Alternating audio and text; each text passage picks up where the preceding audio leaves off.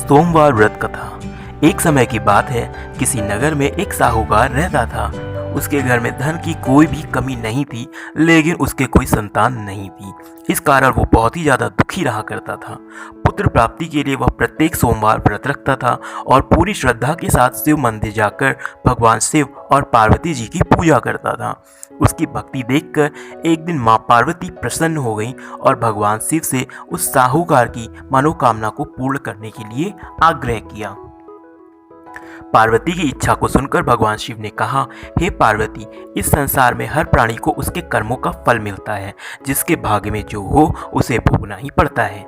लेकिन पार्वती जी ने साहूकार की भक्ति का मान रखने के लिए उसकी मनोकामना को पूर्ण करने की इच्छा जताई। माता पार्वती के आग्रह पर शिव जी ने साहूकार को पुत्र प्राप्ति का वरदान तो दिया, लेकिन साथ ही ये भी कहा कि उसके बालक की आयु केवल और केवल 12 वर्ष की होगी।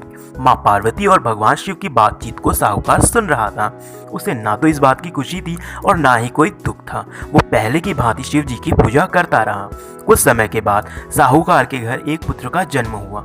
जब वह बालक 11 वर्ष का हुआ तो उसको पढ़ने के लिए काशी भेज दिया गया। साहूकार ने पुत्र के मामा को बुलाकर उसको बहुत सारा धन दिया और कहा, तुम इस बालक को काशी विद्या प्राप्ति के लिए लेकर जाओगे और मार्ग में यज्ञ कराते जाना। जहाँ भी यज्ञ कराओ वहाँ ब्राह्मणों को भोजन कराते और दक्षिणा देते हुए जाना। दोनों मामा भांजे इसी तरह यज्ञ कराते और ब्राह्मणों को दान दक्षिणा देते हुए काशी की ओर चल पड़े। रात्रि में एक नगर पड़ा, जहाँ पर नगर के राजा की कन्या का विवाह था। लेकिन जिस राजकुमार से उसका विवाह होने वाला था वो एक आंख से काना था। राजकुमार के पिता ने अपने पुत्र के काना होने की बात को छुपाने के लिए एक चाल सोची। साहूकार के पुत्र को देखकर उसके मन में एक विचार आ गया। उसने सोचा, क्यों ना इस लड़के को दूल्हा बनाकर राजकुमारी से विवाह करा दूं। विवाह के बाद इसको धन वगैरह देकर विदा कर दूंगा और राजकुमारी को अपने राज्य लेकर जाऊंगा।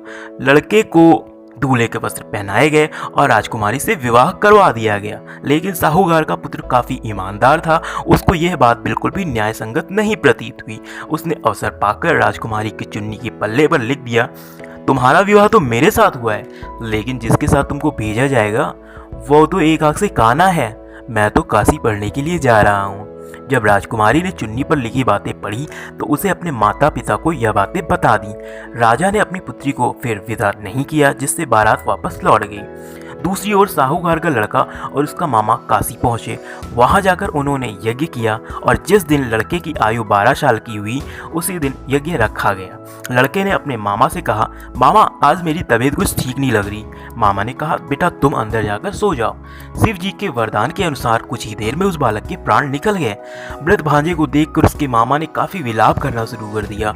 संयोगवश उसी समय शिव जी और माता पार्वती उधर से जा रहे थे। पार्वती जी ने भगवान से बोला, हे स्वामी, मुझे इसके रोने का स्वर बिल्कुल भी सहन नहीं हो पा रहा है। कितने कष्ट में है यह व्यक्ति। आप इस व्यक्ति के कष्ट को अवश्य दूर करिए। जब शिव जी ने मृत बालक के समीप गए और उन्होंने देखा तो उन्होंने बोला, यह उसी साहूकार का पुत्र है जिसे मैंने 12 वर्ष की आयु का वरदान दिया था। अब इसकी आयु पूर्ण हो चुकी है। लेकिन मातृभाव से विभोर माता पार्वती ने बोला, हे महादेव, आप इस बालक को और आयु देने की कृपा करें, अन्यथा इसके वियोग में इसके माता पिता की भी तड़प तड़प कर मृत्यु हो सकती है। माता पार्वती के आग्रह पर भगवान शिव ने लड़के को जीवित होने का वरदान दे दिया। शिव जी की कृपा से वो लड़का जीवित हो गया। शिक्षा समाप्त करके लड़का मामा के साथ अपने नगर की ओर चल दिया। दोनों चलते हुए उसी नगर में पहुंचे जहां उसका विवाह हुआ था। उस नगर में भी उन्होंने यज्ञ का आयोजन किया। उस लड़के के ससुर ने उसको पहचान लिया और महल में ले जाकर उसकी अच्छे से खातिरदारी की और अपनी पुत्री को लड़के के साथ में विदा कर दिया।